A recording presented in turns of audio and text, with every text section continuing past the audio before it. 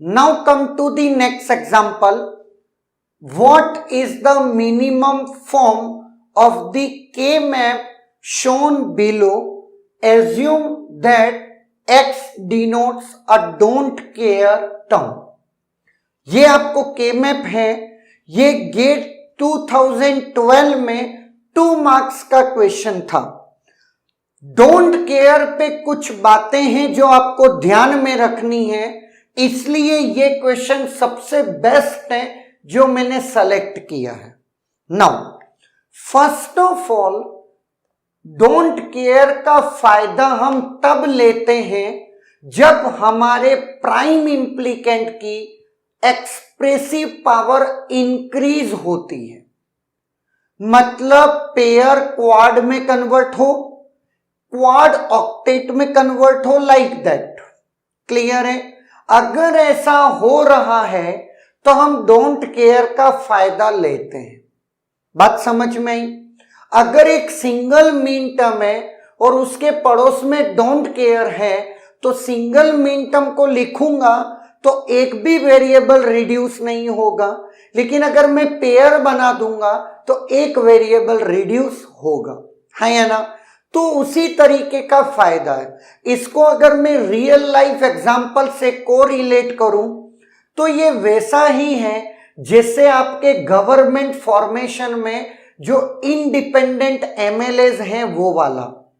अब सोचें, एक गवर्नमेंट एक्स पार्टी को 50 सीट्स जीती, वाई पार्टी 66 जीती है और मेजॉरिटी के लिए 62 चाहिए, जबकि इंडिपेंडेंट अगर मैं बात करता हूं तो 121 कह सकते हैं, सॉरी, तो इंडिपेंडेंट जितने भी बचे आपके, ये 11 इंडिपेंडेंट हैं। क्लियर है? नाउ मेजॉरिटी के लिए 62 चाहिए। वाई पार्टी गवर्नमेंट फॉर्म कर सकती है अगर वो इंडिपेंडेंट एमएलए से कुछ इंक्लूड करे। आपकी गणित क्या कहती है कि वो कितने इंक्लूड करेंगे? ऑफ कोर्स जितने कम से कम में सरकार बन जाए, है या ना? ये प्रैक्टिकल इंप्लीमेंटेशन है कि नहीं, जो मैं नहीं सारी पार्टीज आज तक करती आ रही हैं। नो, तो सेम केस यही है कि वो मीन टर्म्स जो आपकी एक्सप्रेसिव पावर को इंक्रीज करते हैं उन्हें ही इंक्लूड करिएगा। चलो भैया, इस रियल लाइफ एग्जाम्पल को के मैप से कोरिलेट करते हैं।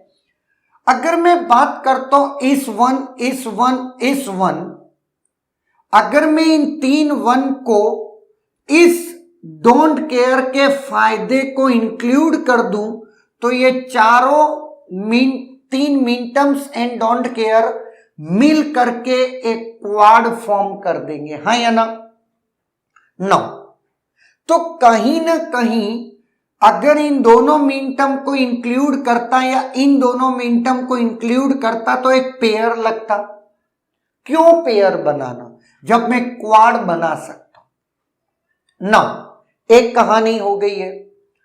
अब इस मीन टर्म को कवर करने के लिए मेरे पास एक चॉइस है कि मैं ये एक पेयर बनाऊं,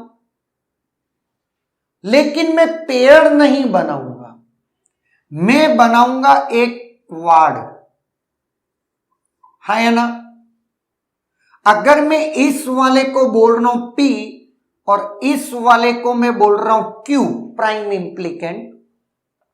नाउ अब बहुत ध्यान से मेरी बात देखना, मेरी सारी की सारी मीन टर्म्स इंक्लूड हो गई। जब सारी मीन टर्म्स इंक्लूड हो गई तो वो 2 इंडिपेंडेंट एमएलए मैं क्यों खरीदूं जब मेरी सरकार फॉर्म हो गई, है या ना? इस वजह से हम ये वाली बेवकूफी जो ये मीन टर्म्स वाली है नहीं करेंगे। बात समझ में आई? तो हमारे केस में P प्लस Q ही हमारी क्या होगी, मिनिमल एक्सप्रेशन के पार्टिसिपेंट होंगे। नाउ व्हाट इज पी, कौन चेंज हो रहा है, ए हो रहा है, बी नहीं हो रहा है, और बी जो नहीं हो रहा है वो 0 है तो बी बार। यहां पर सी चेंज हो रहा है, डी नहीं हो रहा है, और डी जो नहीं हो रहा है वो 0 है तो डी बार प्लस। नेक्स्ट इस केस में अगेन बी बार, जो कि क्या नहीं हो रहा है, चेंज नहीं हो रहा है, और वो क्या है 0। और नेक्स्ट इधर डी चेंज हो रहा है लेकिन सी चेंज नहीं हो रहा है, बी बार सी बार है या ना। और option B bar D bar plus B bar C bar, ये बी ऑप्शन करेक्ट। अगर आप ए ऑप्शन करते हैं जो कि कॉर्नर्स के हैं तो इस मीन टर्म को आप छोड़ के जा रहे हैं, ऐसा पॉसिबल नहीं है। नाउ अगर आप बात करते हैं सी ऑप्शन की, तो सी ऑप्शन कहता है चारों कॉर्नर, और इस देखते हैं ये कौन है, A1 B0 C0 D1। Ultimately इस 1 को कवर मैंने किया लेकिन ओनली सिंगल के साथ।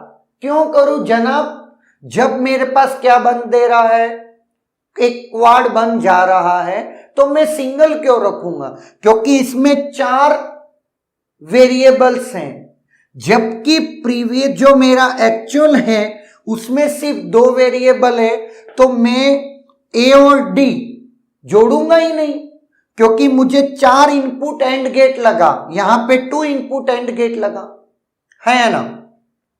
सी भी नहीं है।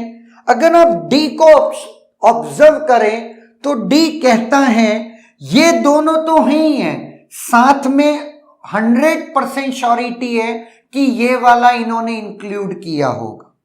नहीं ये, हाँ यस, इन्होंने इसी को इंक्लूड किया है, सी बार डी बार, जो कि जरूरी नहीं है ये वाला क्वाड। बात समझ में आई? तो I will not tick on option D, B is the correct option. तो डोंट केयर के केस में आप हर हमेशा इन बातों का ध्यान रखेंगे। क्लियर है?